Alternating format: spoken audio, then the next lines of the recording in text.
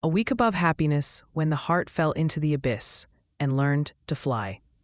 I used to believe that love was a home, a place that stayed warm even when the world outside froze. My name is Alex Orlo. I was 38, a structural engineer for Minneapolis. My life was built the same way I built bridges: solid, logical, reliable, until the day it all collapsed. Because of illness, because of betrayal, because of love that turned out to be a lie. When the doctor said the word cancer, I didn't even understand it at first. It felt like they were talking about someone else.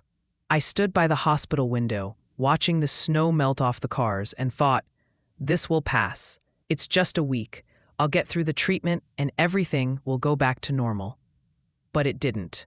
My wife, Emily, couldn't handle it. At first, she held my hand. Then she started coming late.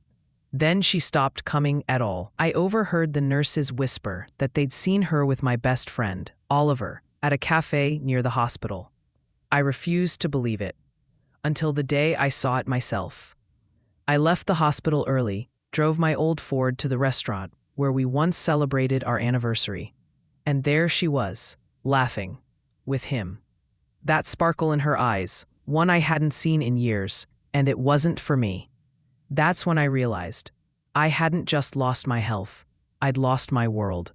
The days dragged by, cold and heavy, like the slow drip of an IV.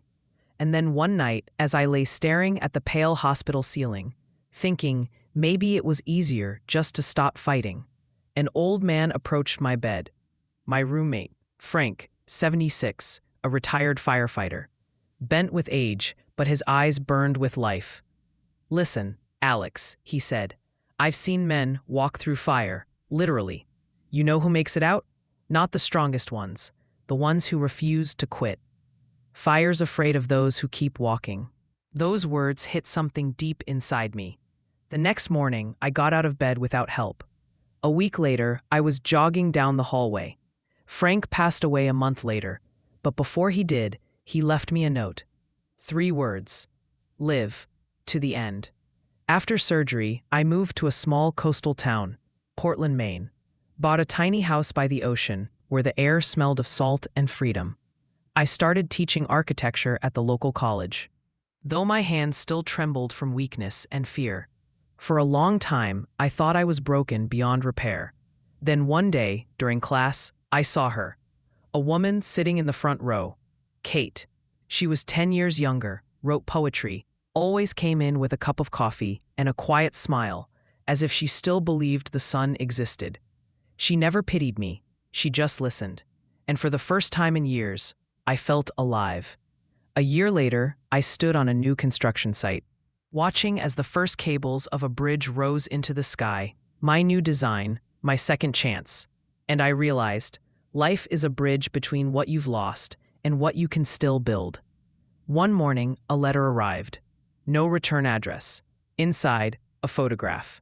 Emily, older now, hair gray, eyes full of regret. On the back, a few words. I didn't know who I was losing. I didn't reply. I walked down to the shore and let the wind fill my lungs. And then I laughed, not out of bitterness, but gratitude. Today marks 7 years since the day they told me I was dying. And somehow, I'm more alive than ever. Kate sits beside me, reading. The ocean hums outside our window. On the shelf above my desk, Frank's old note, live to the end. Life didn't give me back what I lost.